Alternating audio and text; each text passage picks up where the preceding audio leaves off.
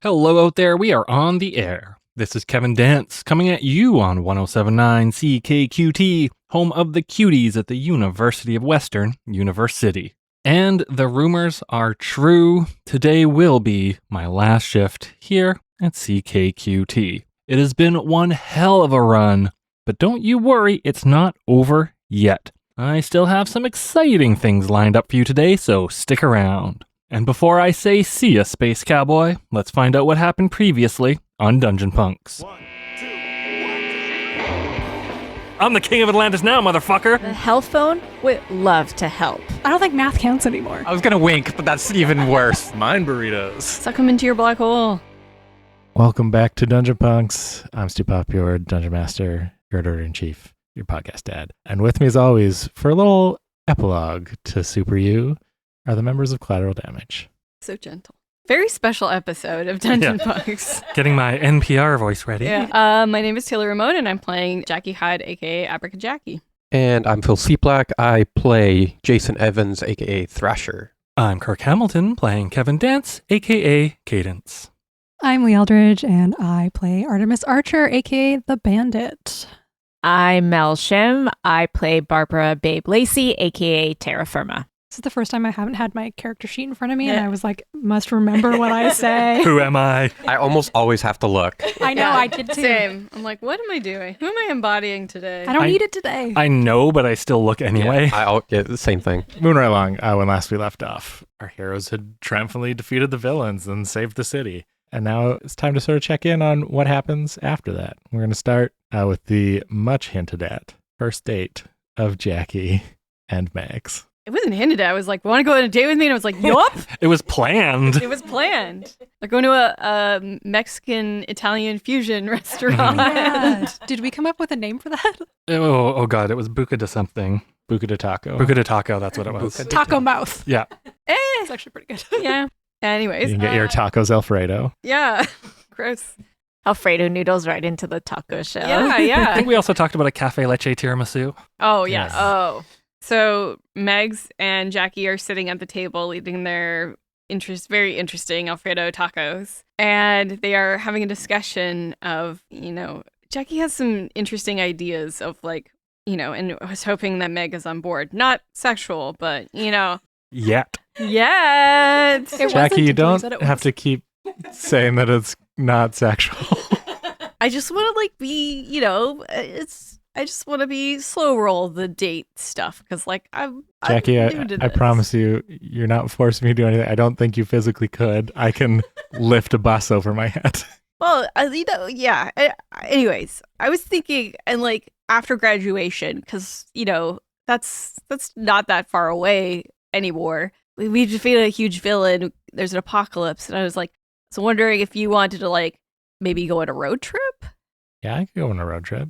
Okay, that would be fun. You thinking go to Head Smashed in Buffalo Jump or On motorcycles? No, I mean, I think it would be really nice to travel across North America and What was that last part?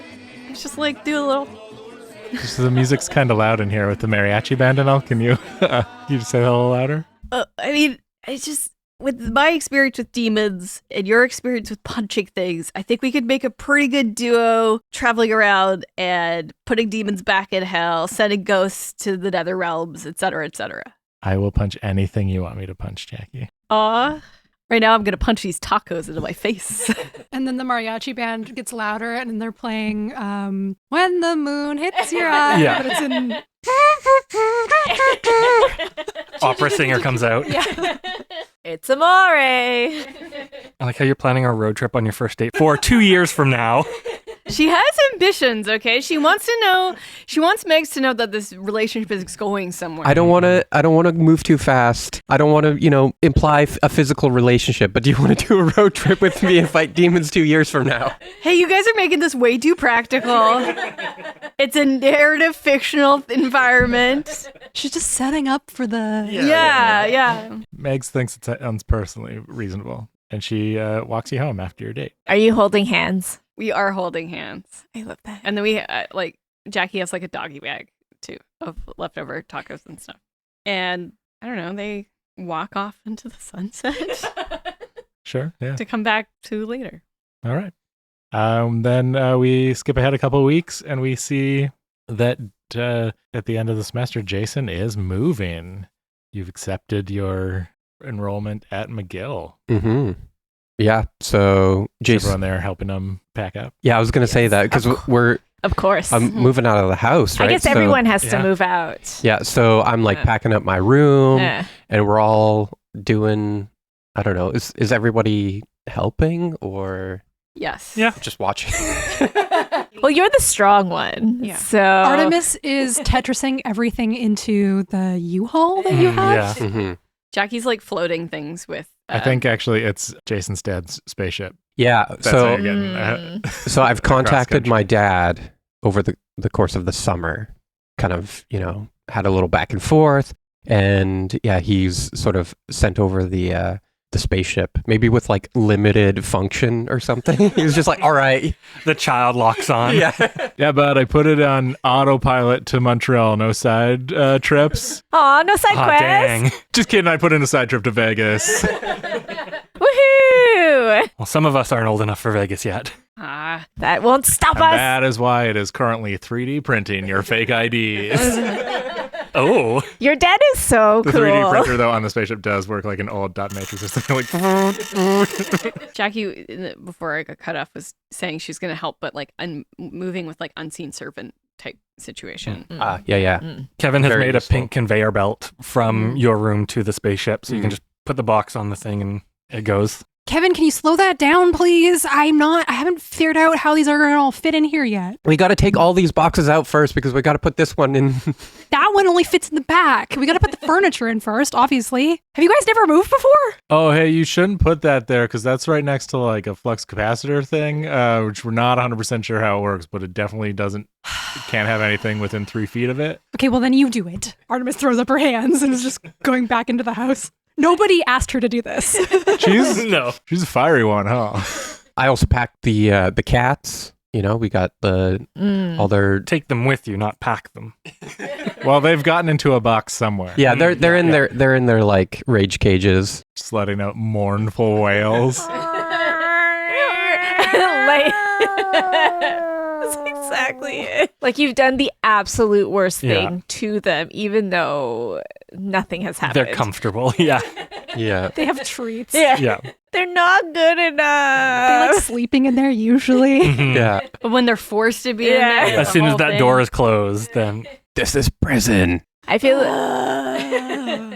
like Babe is just like yapping and she's like moving things around but not really helping. So she's just like talking about, oh, the good old times. Remember when this happened? And then this happened. Babe, that was last and week. then it feels like so You just long move ago. a lamp from like one side of the ship to the other side of the Yeah. ship. I'm helping. Babe has maybe gotten in her head that she's never going to see anyone again because she's being held back. So this is like the last time you get to hang out. That's why she keeps talking to avoid crying. But I promise we'll keep in touch, and we got that group chat. I don't know, maybe we can do like a little group. Okay, everyone's Phone phone. call. I want to make sure that you haven't muted any notifications from the group chat. I need this assurance. Well, that's not fair. Also, I'm not leaving. yeah, I'm Huh? staying here. Like I'm finishing my Jackie and I are both going to be here for another year at least. Huh? Actually, What? I was going to ask, do you want to be roommates? Because I do not want to move back in with my moms. Yes. Perfect. Your moms are like putting up a welcome home Jackie banner. I just can't do it anymore. I love them. There's too many of them, and my dad. Too many parrots I mean, in one place. I have a list of 3-bedroom apartments. If you want to. Keep the band together. Girls trip? No, that's not right. Girls. Staycation. Girl staycation. Yeah. Girls doing it for themselves. Perfect. Okay, bye, boys. Okay. All right, I guess Vegas. Here we Let's go. go to Vegas. On No your more piss phone- on the ground. No more piss on the ground. On your phone, Jason, you do have one email that you have seen probably at this point, but you didn't bring up maybe to the group, which is that though you're accepted, you still have acceptance to McGill and the program there because of the loss of your Omega level powers. You have lost your scholarship. Yeah, this is one of those situations where like on the flight there, I'm just like constantly like opening up my email app and like reading it and then immediately closing it and then like opening it again and reading. I'm like, God damn it. It's just one of those like dread things where I like can't fully read the email before like processing it. But yeah, that's something I'm going to have to figure out because Artemis has the serum. And I probably told you, I'll hold on to it for you if you want it. But I think we had a discussion about it where I've refused to take it. I'm just like, no, that stuff really messed me up. And honestly, even towards the end there, I know we did a lot of good, but I'm not sure I was really liking the person I was becoming. Yeah, that's fair. Also, somebody else had control of your powers ultimately, so it makes sense. I'll hold on to it just in case you want it ever. Yeah. Or in case, I don't know, maybe I can reverse engineer it or something. Artemis wanders away. We have a little montage of Kevin and Jason in Vegas. Just eating crab. So much crab. Staying up all night just to go to the Paris brunch buffet. For some reason, I imagine Kevin eating a lot of shrimp for some reason. Sure. Yeah. It's pink. He likes pink. Yeah.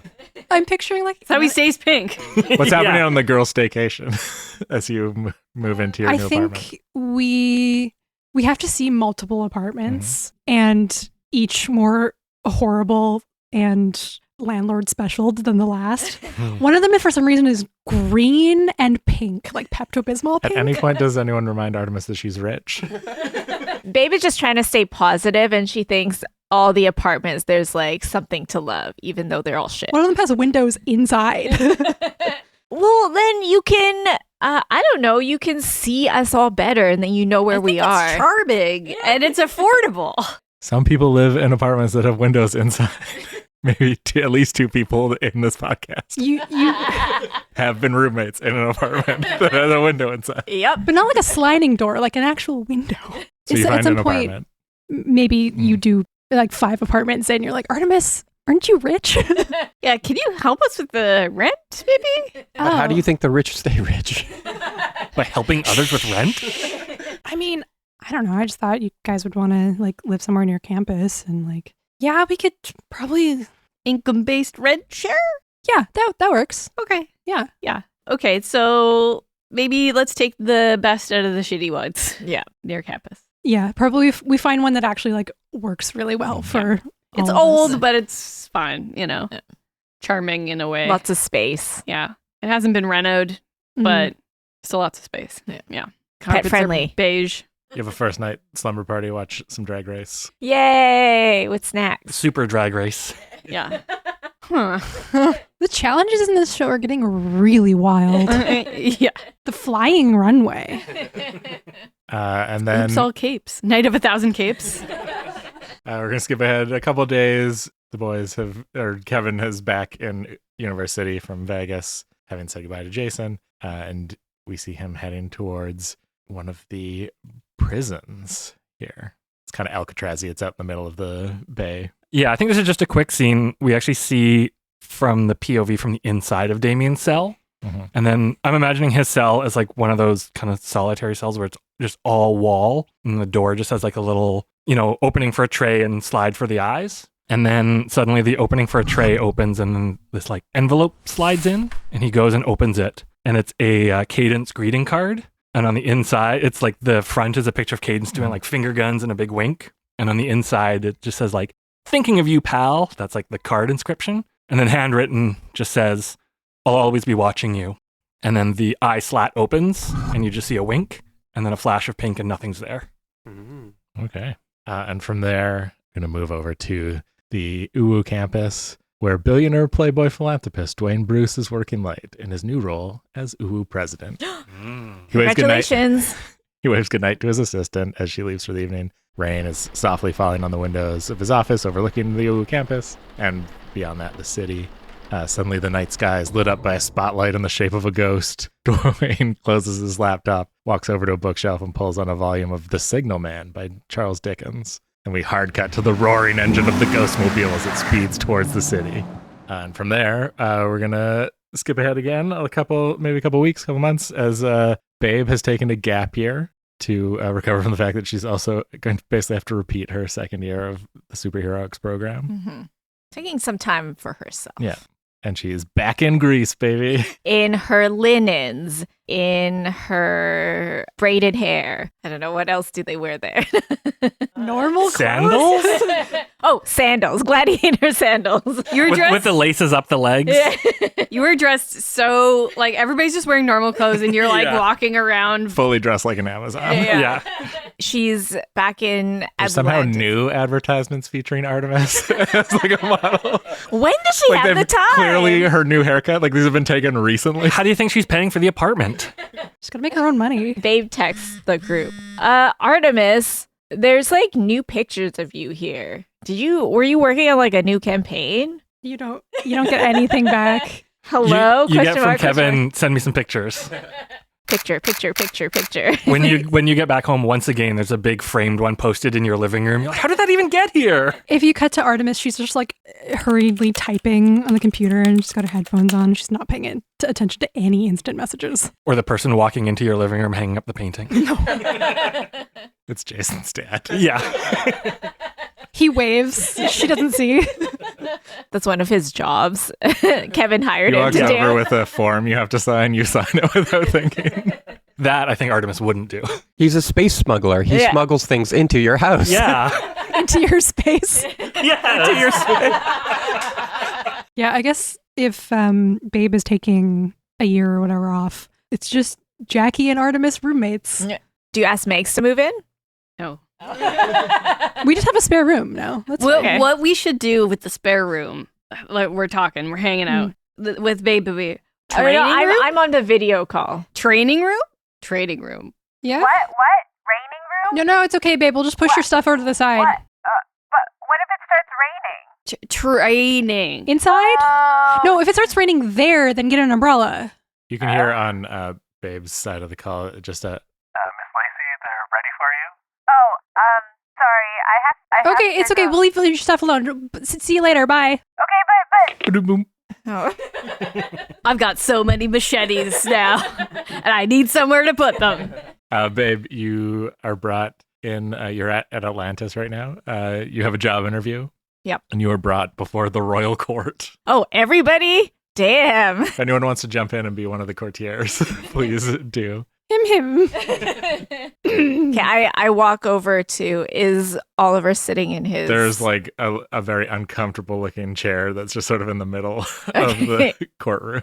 Perfect. I guess I walk over. I'm like awkward though. I'm like, oh, do I sit here? Do I stand? Please sit down, Miss Lacey. Okay. We have a limited amount of time for you today. Should we? She doesn't know what a chair is. Makes a note. Is this normal for surface landers? Oh, okay. Oh no, we know what chairs are, dude. Uh, She's probably just like nervous and stuff.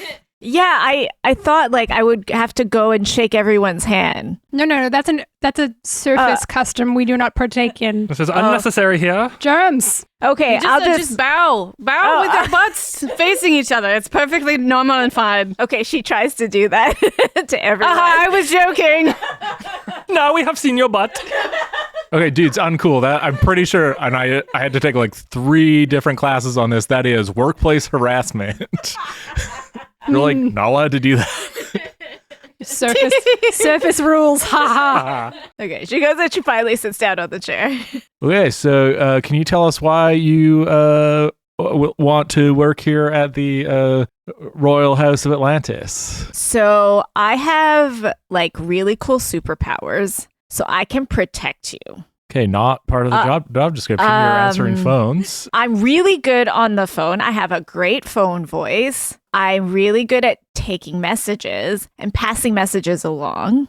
I'm really good at organizing a group chat. So say like you want to be in a group chat with like some people in this room, but you want to exclude somebody, I can arrange that for you and be discreet about it. I'm very discreet. That does sound good. And he glares directly at one of the other courtiers. Who would you be excluding? I can't tell. I'm discreet.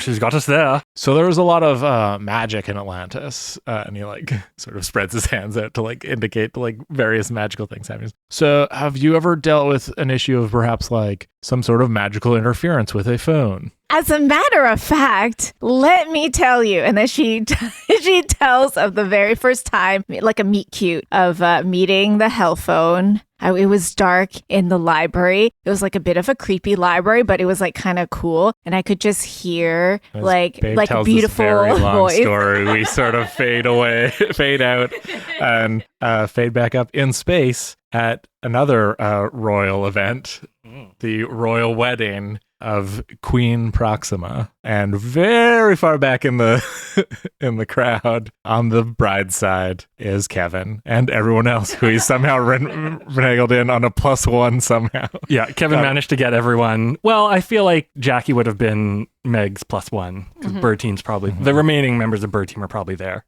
You somehow turned a +1 into a +3. Yeah, I thought we didn't like her. no, Why it are was we fairly here? amicable. Oh. Baby, you can't say that while the wedding is happening. Also, yeah, shh.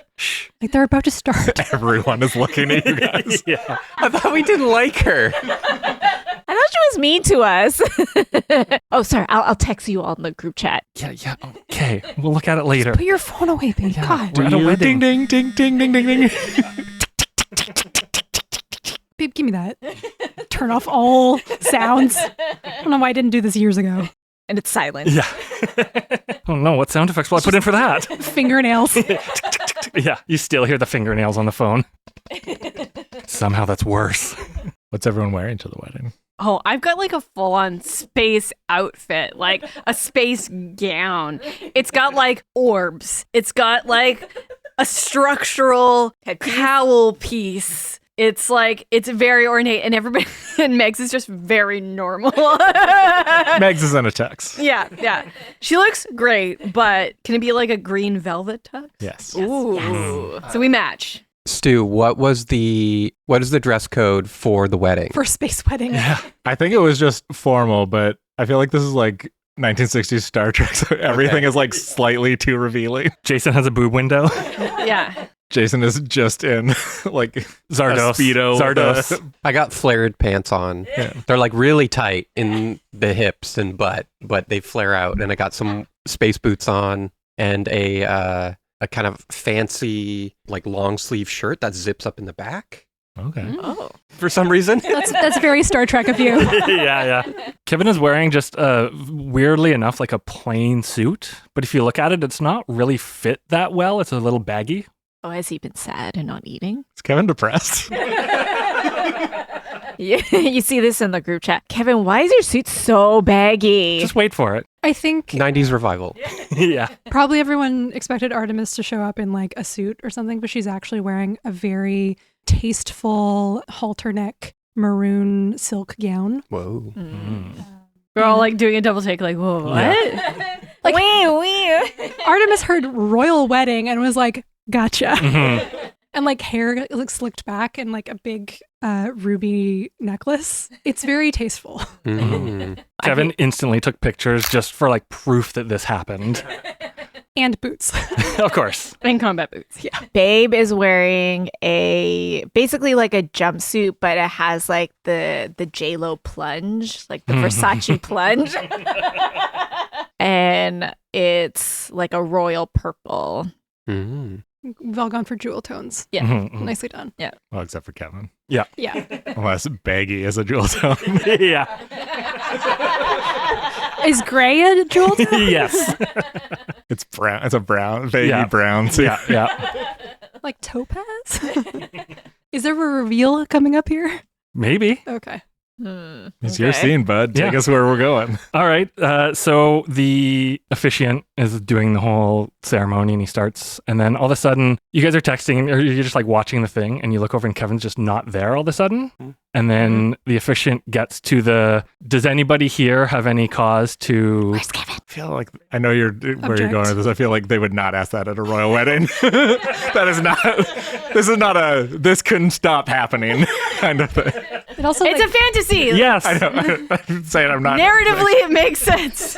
Okay, fine. Then I'll do it now. I use my moment of truth. I was waiting for that. I used my moment of truth because I unlocked it for a second time. Any So I'm- objections? Yes, I'm reusing my moment of truth. And so you see just a big pink flash, and Kevin is now wearing a very, very ornate pink tuxedo that was clearly under his suit if you had been like looking, but nobody noticed. Everyone's just like, that's weird. Okay, what's happening? Yeah, exactly. Ooh, shrimp puffs. Yeah. He's like, oh my God, what's happening? And so, yeah, he just like yells, I object.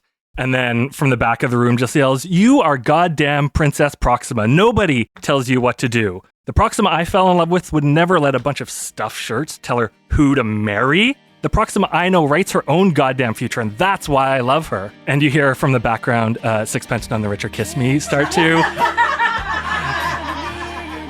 get louder and louder. Jason's holding up a boombox for you. Exactly. Yeah. And then, Proxima just like shoots off the altar and grabs Kevin by the lapel, lifts him up in the air, and a cut back to the crossover at the quarry. You don't know if she's about to punch him or what. And then she just big smooch, and they both like fly out of the door. And then they get on a bus. Yes. And then their faces look a Then we little cut sad. to the borderlands, space border areas, where ships are firing on each other because you've broken so many treaties that a massive war has It is started. a huge scandal. Millions dead. Oh no. So I guess we should get back to Earth. We'll cut back to Earth, where we see Chrome hanging his master's diploma in his garage, which is filled with metalworking tools and 3D printers and stuff. And he flips on a little neon sign that reads Chrome Industries. And the garage door lifts, and Wesley Weber and Taylor Tagawa, the two arachnids out of costume, walk in carrying boxes of electronics and old iterations of the arachnid suits. And they're all shaking hands and begin working on their new venture. Chrome pulls out his phone and texts, "Offer still stands. We could use another intern," to someone marked AA in his contacts. And then we're going to cut back to, with a brief interlude on Earth, back to space, where we see Jason gallivanting around several planets. What's going on? Yeah, so Jason has also decided to take a gap year to find himself and find his inner powers by venturing on a space voyage across the stars, seeking various planets and interesting landmarks to see if anything kind of like, sparks the inner power within him. So it's just like a montage of various scenes. There's like one scene where he's like fighting a space squid. There's one where he's like on this jungle planet eating this weird fruit. There's one where he's like on a desert planet and it's really hot and he's sweating and he's got a like umbrella. I feel like your dad is in the background of all of these scenes too. He's like taking photos. For the slideshow that you'll show to us later.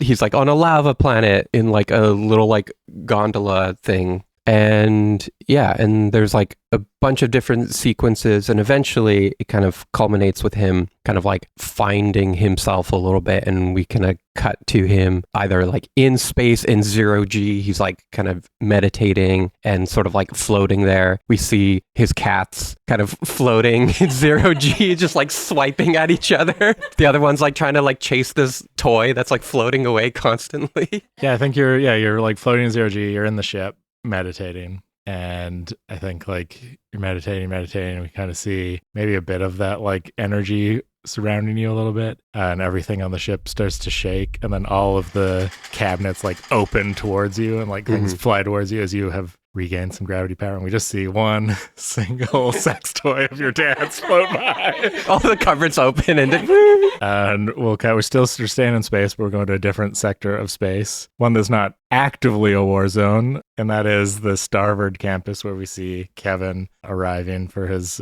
first week at Starboard. Yeah, I think Kevin is settling into Starboard. He got in on his own admission, not through Vermilion. I think at this point he has very vehemently disavowed all ties to Vermilion, and luckily it was his uncle, so it's not like, super familial. But he is now again doing a double major of superheroics there and radio, and so Dungeon Punks is now a galactic radio show, covering Starboard and the Proxima Empire. Well, does it have a name? Proxima's. I've just been referring to it as the Proximan Empire. Yeah. For now, yeah. Yeah, so it's just covering the Proximan Empire, and he's also kind of a member of the Imperial Guardians of the Galaxy, who are kind of like, not space cops, but just helping out. They're like a space hero team. Cops. Not space cops. Not space cops. Just a hero team. Just heroes. Cut to Kevin realizing he's a part of the propaganda arm of the Empire.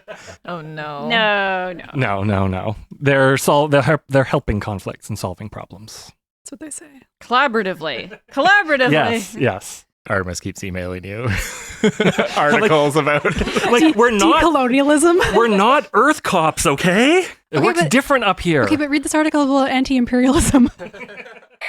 Watching the stars one at a time, this is Cadence coming at you on WHSV 95.3, the official station of Starboard University. And this is the first episode of Dungeon Punks being broadcast from space. So stick around for more on the Proximate Empire, more on campus life, on galactic heroics, and of course, all the best music. We've got tons of show coming up, but first, let's hear from HALT and their song, Hands and Crosses.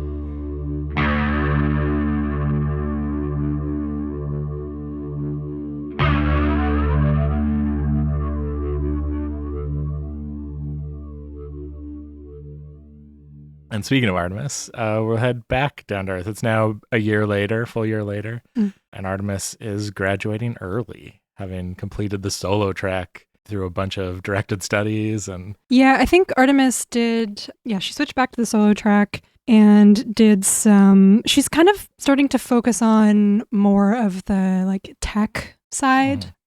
She has been developing her, like, the psychic side of her powers, but more in a way to control it, so that it doesn't just like go off. But definitely getting more into the computers and like becoming a bit of a white hat hacker, trying to use her money and family connections for good. Just got a couple of unanswered texts from Chrome inviting you to be an intern. Yeah, I think I don't know if she's fully said no to that. She's probably got back to him and like, yeah, send me more info, like what you guys are working on, and is considering where to go. After graduation, she did some directed studies about the serum that was given to Jason to kind of like figure out how exactly it worked and to give that information to the university in case it like happens again and we have to reverse it, that kind of thing. Yeah, I mean, I think your whole family has showed up for your graduation as well. Mm-hmm. Your dad said he's proud of you at some point during this today and has cried. Artemis had to like go somewhere else for a few minutes to like compose herself. They couldn't have emotions at each other. Yeah, so she's in the gown and the cap and ready, and everyone's lined up for the ceremony. Some of you are probably busy with your courses and stuff, but who is able to like pop by? You probably don't have seats because there'd be more like family and stuff tickets. Jackie's planning a big party at their apartment after. Okay. Babe might have come back for the party. Yeah, for sure. Babe first of all has a sign that says, "You go, Artemis," and then she has flowers as well. And so she's like waving the sign, and then people behind her are really annoyed. And they're like, excuse me. And she just pretends that she doesn't hear. Yeah, I guess Artemis would actually be kind of in the front of the line. Because AA. Yeah. That is how it works. Yeah. I didn't even think about that. But I think as they're getting everybody lined up and things are kind of, sounds like speeches are happening, Artemis gets a little notification on it's not a phone. It's a pager. It's kind of like a pager, but it's a pager of her own design.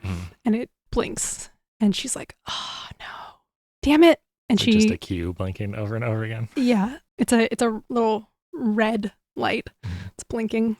And she's like, and kind of looks around, sees Babe with the sign, but nobody's really like looking at her right now. They're all kind of chatting. And she gets out of line. And as she's like kind of quickly walking away from the ceremony, pulls off her robe, and she's got her uniform on underneath and puts on the mask. And then just like slingshots out of the shot. And then we're going to cut to an unknown location. This may be related, who knows? But we see in some like kind of swanky basement, similar to the basement of the Hidden Palm hideout, we see Kelsey draw in various like circles on the ground and starting to cast a summoning spell. But she doesn't quite do it right and accidentally summons the barbecuties. Just a bunch of barbecue sauce little imps start piling out of this hole and start running at her being like, "Get sauced!" She's trying to fight them off, and then there's like the like anime like whoosh, whoosh, whoosh, and a bunch of them just fall apart as they've been cut. And we see Artemis Q standing there, and next to her is Warbler, and she looks at Kelsey and says, "I'm putting a team together." And after that, we cut a little bit ahead in time to Kevin and Jason meeting up in space. Heck yeah. Yeah, we at Bentonian Bumbongo, the party planet. Yes! Okay. Yeah, we kind of like come off of the like, I don't know, the teleporter, out of the teleporters or something. Yeah. I got my little like small suitcase. I got my like wicker hat. Linen shirt. Yeah. Kevin's definitely wearing khakis and an Aloha shirt. And I'm just kind of like looking around, it's like really beautiful and temperate. And then you hear from behind you, "You son of a bitch." And I whip around, "Kevin?" And then the cats also come with you. One on each shoulder. Yeah, you got the cat backpack. And then, I guess we just like enjoy your vacation. Yeah, catch up. Yeah. I think at this point, have we both graduated? Yeah. So this would have been a little bit in the future now. Okay. You've been up to a lot. I assume. Oh, yeah. I keep trying to tell Artemis we're not cops, we're first responders. Mm-hmm. But yeah, we've been all over the galaxy. Graduated a couple months ago. How about you? Do you graduated too? Like Artemis has hacked your phone that anytime you say first responder, you get pinged with a new article. It's just a text that says ACAB.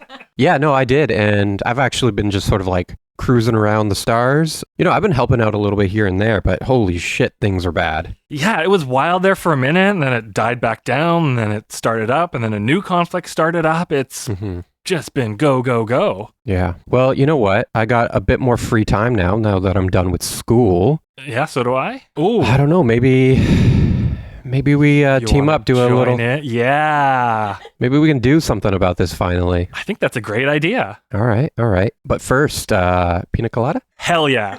Yard Marg? We'll head back to Earth, where we see Artemis working away at her custom-built super crime computer. Yeah, I feel like we've jumped ahead in time again, and everybody's done school. Except for Babe. But maybe, I don't know, correct me if this isn't what you're thinking, but Babe and Jackie are still roommates. Mm-hmm. But Artemis has like moved into her own penthouse. She needs space for her things and for her... For 20 screens. Yeah. Does your penthouse have like a giant penny and various trophy cases? A giant penny? Batcave. Oh. A giant toonie. I don't understand that reference, but that's okay. There's definitely a windowless room with like 20 screens and like a map on the wall. It might also be a screen. I don't know. A bunch of different display cases of all your different costumes on like mannequins. Yeah, Babe probably did that. Yeah. Artemis does not care. Interior designer, Babe. Yeah, so Artemis is on the computer doing stuff. It's nighttime, obviously. I think you're piecing together a bunch of break-ins that you think are attributed to Artemis Q. Mm-hmm. And as you put them up on like your big map screen, they form a Q, except the line of the Q is an arrow. And it's pointing, you zoom out, it's pointing to somewhere in Brazil. I make a very inquisitive face. And I think if you look down on the screen, there's like some messages from Chrome, probably been working together a bit. And there's messages from other people. And yeah, that's... Artemis is in her Detective Batman era. We're going to head over to Greenland, where we see Omega Boy is visiting the grave of Omega Man in the ice fields of Greenland. He looks a little sad. It's been a couple years now, though, so he composes himself. He leaves a copy of the latest UWU student newspaper. John Nathan has the cover story byline, and then he flies off. And we linger on the gravestone a little bit. There's a few pebbles there. They begin to vibrate and lift off the surface ever so slightly. But Omega Boy lands back at UWU behind the good jitterbug and quickly changes into his civilian persona. He's meeting star UWU Sentinel reporter Lisa Lawrence for coffee, and the cutie cartwheels by. And we stick around at UWU because Babe's graduating, finally. It's been, how many years did it take? Because you were taking maybe a lighter course load to focus more. Like 5 or 6 years. It's grown since we discussed pre-episode. Like total, not since we left? No. In total. Okay, in total. Okay.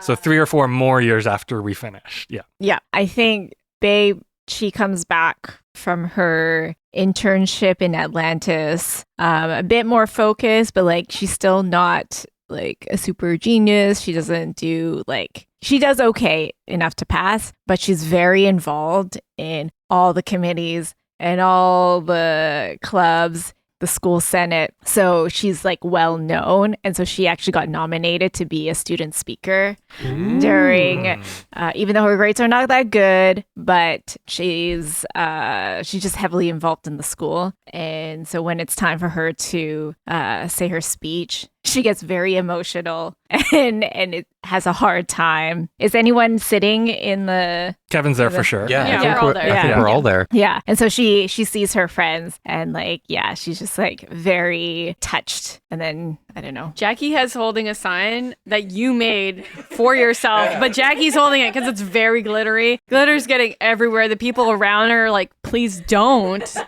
actually. Kevin has a little umbrella over him. Woo, babe, woo! You see 2 big pink thumbs up. First of all, I'd like to thank my friends who are sitting over there. Artemis! Artemis is like, Don't shielding hide. herself. Like, don't look at me. But yeah, she manages to finish school. You guys throw a big party for Babe. The last of you to graduate. Kevin's rented out like a warehouse or something for a big warehouse party. We finally done it. Everybody is there. All of the hits. Rock Bottom and Frog Boy. Who else? Tony Who Hawk else? and Tony Hawk. Yeah. Notable exception, though, is Cassie Longtooth. Not there. Mm. No one has seen her for years. We'll find out why right now.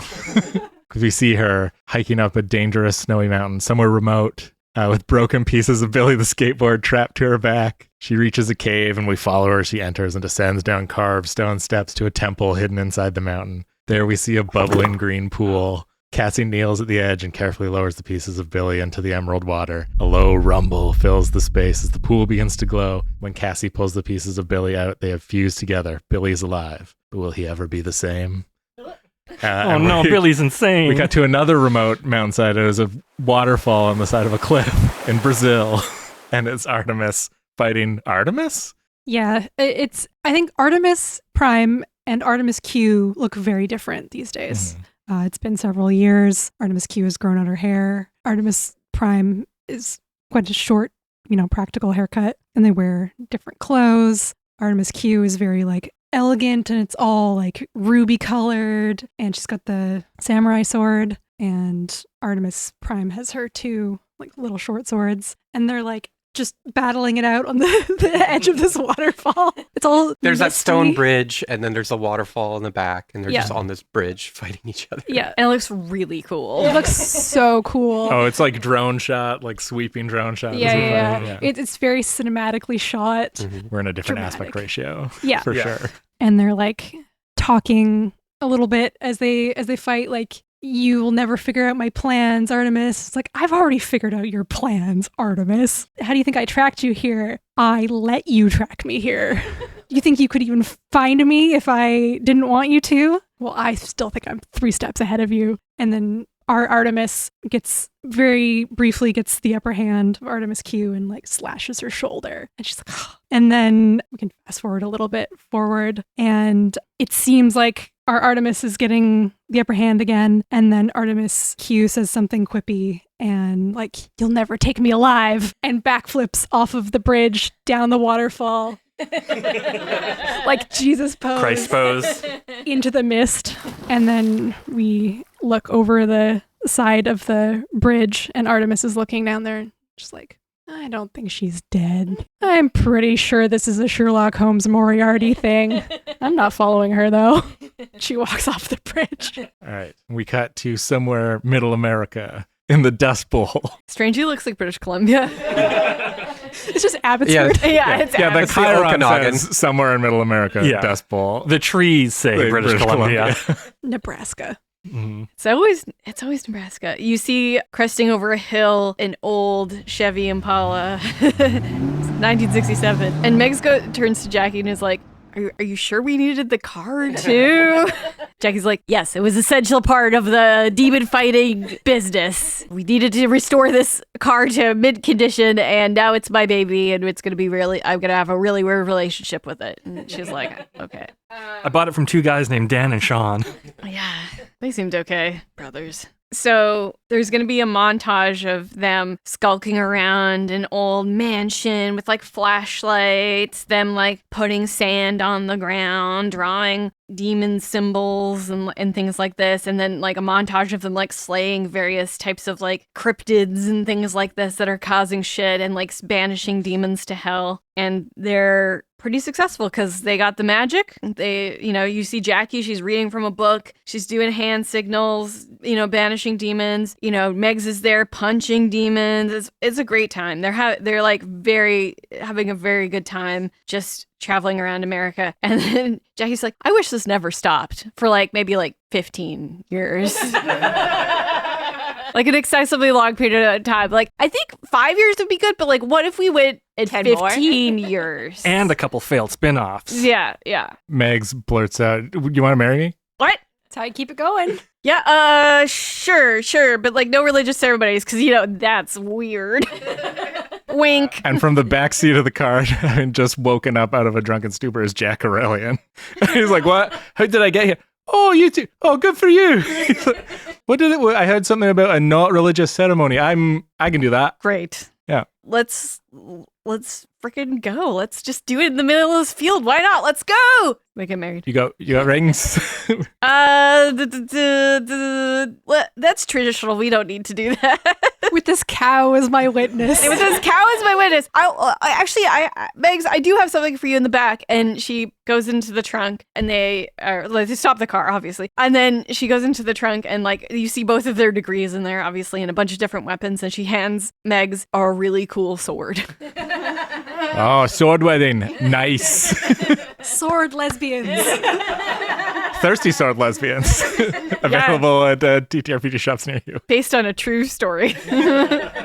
And so, yeah, you're married in a field in the Dust Bowl, which looks a lot like British Columbia. You might have to like get some official documentation later, but yeah. Whatever. Ceremonies, whatever. And we're in France. We see Corbin Copy, looking every bit the security guard despite his vacation attire. He's asking for directions, showing locals a Polaroid of someone, and eventually he makes his way to a vineyard where he approaches someone sealing up a barrel, we only see this person from behind. And he says, "I've finally found you." And then the person replies, "Did you really think I wouldn't be prepared?" And Corbin 337 spins around, magic sigils flying from his hands, summoning a wine elemental. He's become a master vinomancer and bought himself enough of a distraction to disappear into the wine fields. Original Corbin Copy pursues.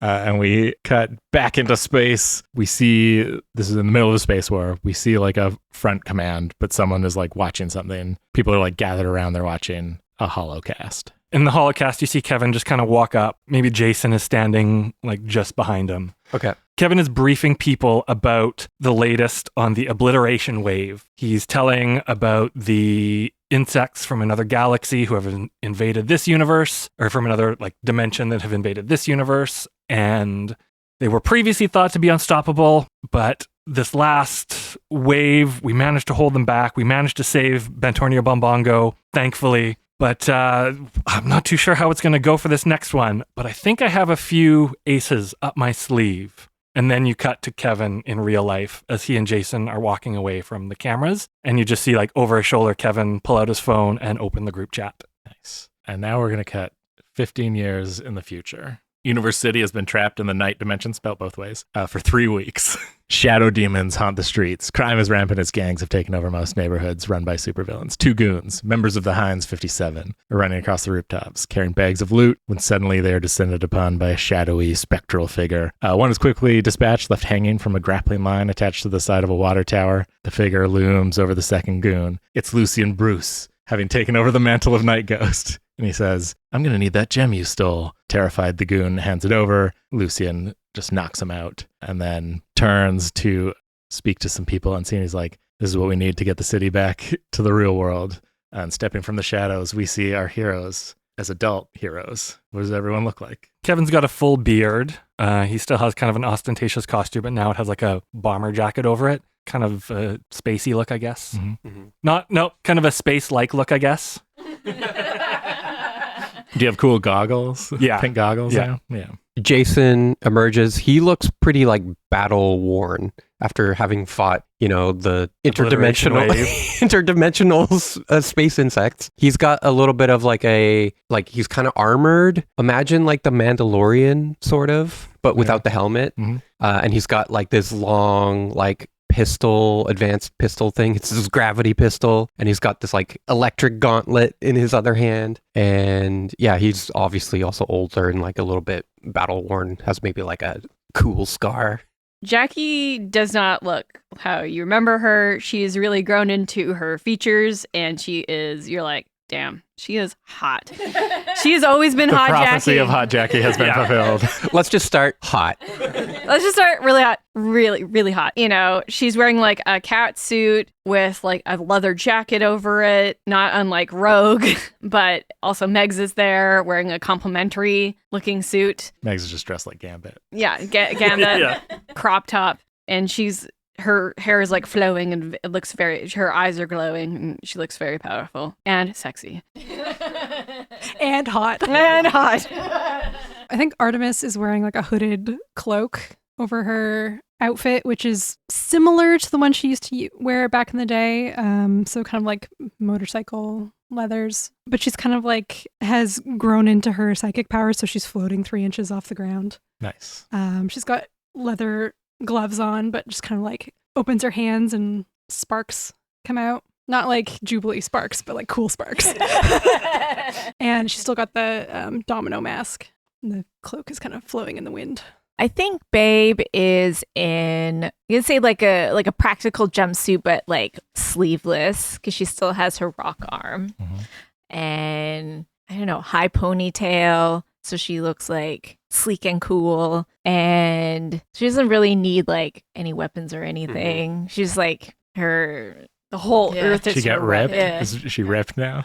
Yeah. She's been going to the gym. I'm kind of picturing like a Ripley, like what's her name from the Terminator 2? Oh, Sarah Connor. Oh, yeah, yes. like a Sarah Connor kind of vibe. Yeah. I like that. Yeah. Where, she got like guns when she's like doing pull-ups in the hospital.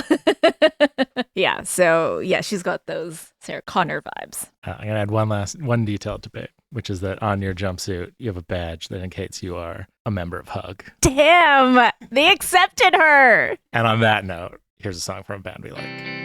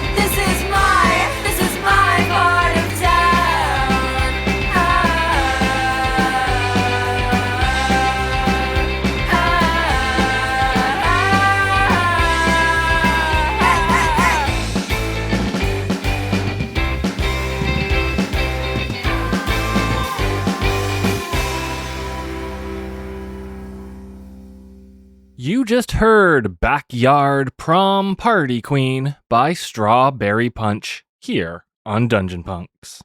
If you enjoyed this episode or this entire season of Dungeon Punks, please head on over to your podcast app, to Apple, to Spotify. Give us a 5-star rating.